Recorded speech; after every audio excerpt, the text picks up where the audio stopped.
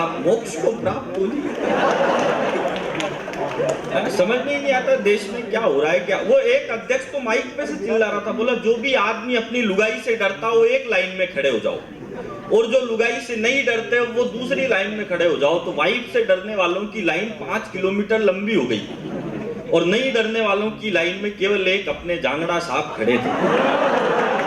अध्यक्ष ने इनसे कहा, यार आप बिल्कुल भी अपनी वाइफ से नहीं डरते? तो बोले फालतू की बात मत करे, मैं इसलिए खड़ा हूं क्योंकि मेरी वाली मुझसे बोल के गई है, यहां से एक कदम भी हिल गया तो तेरी दोनों टांगे तोड़ दूंगा।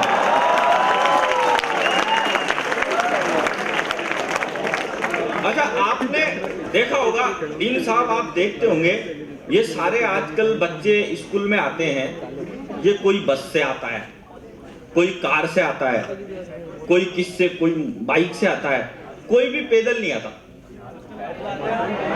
आते हैं क्या? तो फिर तुम यहीं रहते होंगे हॉस्टल में, इसलिए आते हो। ज्यादा दूर से कैसे आ सकते हो पैदल? तुमने क्या सोच रखा है मैं होनोलुलु से आया हूं?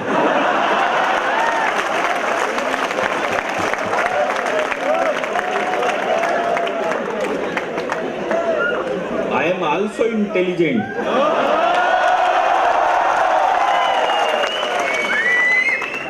और ये फोटोग्राफर ये मुझसे भी ज्यादा इंटेलिजेंट। भगवान कसम, मेरी 7 पीढ़ियां तुम्हारी आभारी रहेगी। एक दो मेरे को मेल कर देना फोटो को भी आजकल साहब लोग है ना पिक्चर को पिक कहने लग गए। लोगों के पास टाइम नहीं है, पिक्चर को भी पिक कहने लग गए। इतना सारा देश दुखी है। एंकर साहब, वेयर आर यू गोइंग? हाँ जाइए, आप वहीं जा रहे हैं जहां मैं 2 बार पहले ही जा चुका।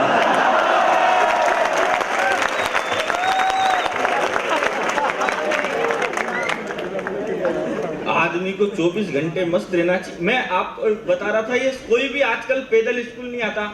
अच्छा, आपकी तो यूनिवर्सिटी है, यहाँ पे तो आने का सवाल ही नहीं उठता, लेकिन वो छोटे छोटे, अब डीन साहब जब आप पढ़ते होंगे, आप पैदल स्कूल जाते होंगे, अपने टाइम में ऐसी फैसिलिटी नहीं थी।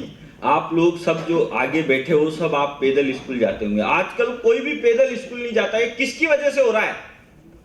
जैसे देश आजाद हुआ तो उसका क्रेडिट गांधी जी को मिलता है, हालांकि आजाद चंद्रशेखर आजाद और भगत सिंह जी ने करवाया था,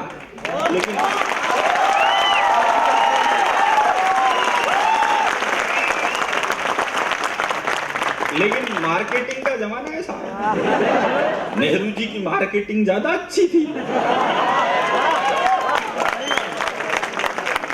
ये कोई भी पैदल स्कूल नहीं जाता, या आप सब बस में आ रहे हो, कार में आ रहे हो, मोटरसाइकिल में आ रहे हो, इसका क्रेडिट मेरे को जाता है। हाँ, ये सब मेरी वजह से हो रहा हूं, क्योंकि मैं जब 5वीं 6ठी क्लास में पढ़ता था तो मैं कभी पैदल स्कूल नहीं जाता था। स्कूल से मास्टर 4 लड़कों को भेजते थे, 2 हाथ पकड़ते थे, 2 टांगे पकड़ते थे और टांगा टोड़ी करके स्कूल में ले जाते थे। तब हाँ, मैं आपकी 3 तालियों का बहुत बहुत आभार।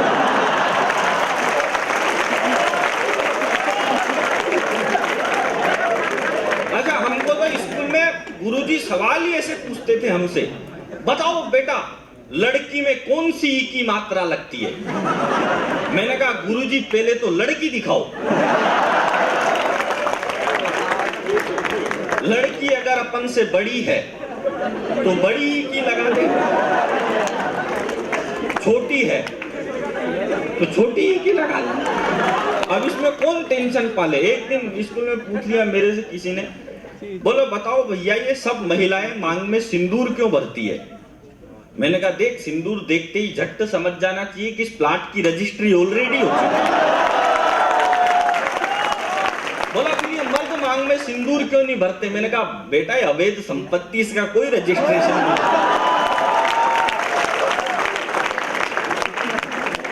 हमको स्कूल में पढ़ाते ऐसे थे, मान ले बेटा तेरे हाथ में 5 लड्डू हैं। मैंने कहा सर मैं तो बिल्कुल भी नहीं मान रहा। तो मास्टर बोला यार मान ले, तेरे बाप का क्या जा रहा है? मैंने कहा चलो ठीक है आप कह रहे हो तो मान लिया। तो मार साहब बोले मान ले तेरे दूसरे हाथ में भी 5 लड्डू हैं। मैंने कहा सर अब की बार तो बिल्कुल भी नहीं मान रहा। तो मास्टर बोला यार मान लेने तेरा बाप का क्या जा रहा है। मैंने कहा चलो ठीक है आप कह रहे हो तो मान लिया। तो बता बेटा तेरे इस हाथ में भी 5 लड्डू और इस हाथ में भी 5 लड्डू, अब बता तेरे दोनों हाथों में मिला के टोटल कितने लड्डू हुए।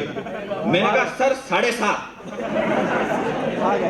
गुरुजी बोले तेरे को इतनी भी गिनती नहीं आती, 5 और 5 कितने होते हैं। मैं बोले यार 7.5 मान लें, तेरे बाप का क्या है।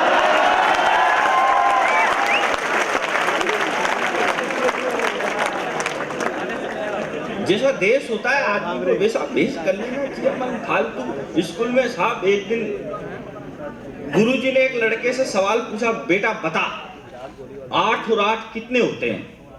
लड़का बोला जी 20। इतने में प्रिंसिपल साहब भड़क गए और वो मास्टर बोला शाबाश बेटा बहुत अच्छा किया तूने 20 बता के। प्रिंसिपल साहब बोले तुम शाबाश कह रहे हो, उससे वो 8 और 8 20 बता रहा है। बोला सर ये कल तो 24 बता रहा था। मुझे पूरा यकीन है एक दिन ये 16 पे जरूर आएगा।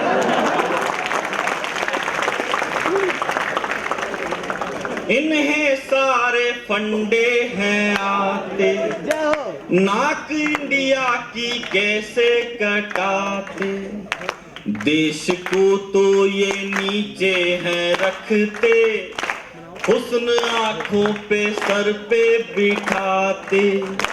हो विराट कोहली पहले से कितना बदल गया,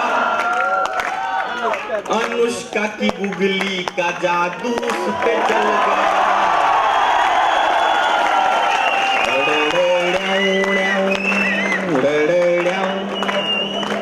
धर्म को अब बचाना पड़ेगा, देश को सच दिखाना पड़ेगा।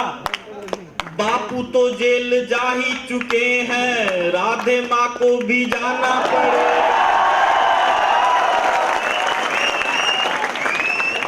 तब बनेगा चांस, लूंगी डांस लूंगी डांस।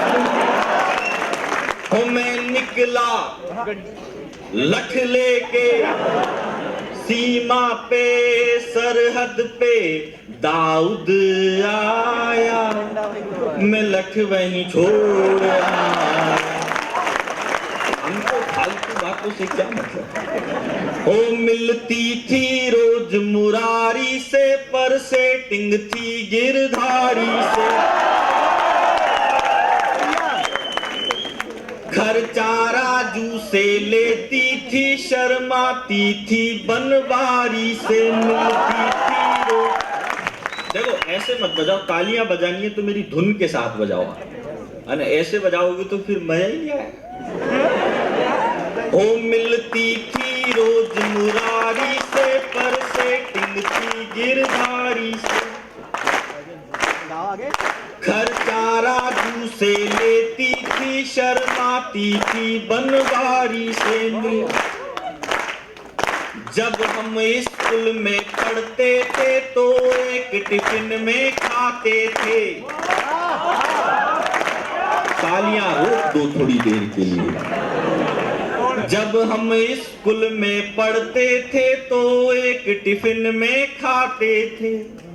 हम सूखी रोटी लाते थे, पर घी का भोग लगाते थे। अब रास्ते में मिलती है तो आहें भर के रह जाते हैं, और उसके 2-2 बच्चे मुझको मामा जी कहते हैं।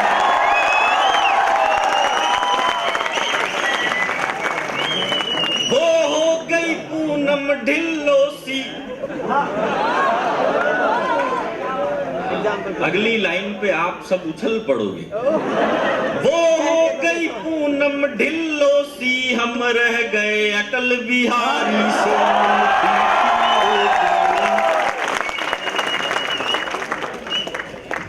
देखो आदमी को 24 घंटे मस्त रहना चाहिए। मैंने एक दिन भगवान से शिकायत की, मैंने कहा हे प्रभु, तवायफ की मांग में सिंदूर, लंगूर के हाथ में अंगूर, ऊंट के मुंह में जीरा, बगुले की चोंच में हीरा, बंदरों के पास कार और गधों के हाथ में सरकार। ये कैसे कैसे कारनामे हो रहे हैं, और प्रभु आप फिर भी रजाई ओढ़कर सो रहे हैं। मैंने कहा हे प्रभु, तवायफ की मांग में सिंदूर, लंगूर के हाथ में अंगूर, ऊंट के मुंह में जीरा, बगुले की चोंच में हीरा, बंदरों के पास कार, गधों के हाथ में सरकार, ये कैसे कैसे कारनामे हो रहे हैं और आप फिर भी रजाई ओढ़कर सो रहे हैं। महंगाई सलमान खान की लोकप्रियता की तरह बढ़ती जा रही है, विराट कोहली के रनों की तरह ऊपर चढ़ती जा रही है।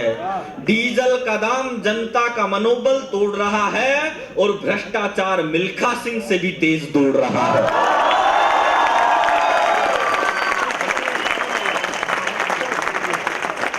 लोग कह रहे हैं बोलो भ्रष्टाचार खत्म हो जाए, भ्रष्टाचार खत्म हो जाए। आप कभी ट्रेन में जाके देखना साहब, ट्रेन के बाथरूम में चल जाना, वो डिब्बा तक चेन से बांध के रखना पड़ता है और वहां पे भ्रष्टाचार खत्म होने की उम्मीद कर रहे हो आप। मैंने कहा प्रभु, डीजल का दाम जनता का मनोबल तोड़ रहा है, भ्रष्टाचार मिल्खा सिंह से भी तेज दौड़ रहा है। मैंने कहा हे प्रभु, अक्षय कुमार की तरह ठंडा पीजिए और एक बार फिर अवतार लीजिए। तो बोले प्रभु, एक बार हम धरती पर विचरण करने निकले थे, दो नेताओं ने हमारी जेब काट ली, आधी आधी दौलत दोनों पार्टियों ने बांट ली। ये कलयुग है, यहाँ पर देवताओं का वास नहीं होता और ये दुनिया मैंने बनाई है, विश्वास नहीं होता। ये दुनिया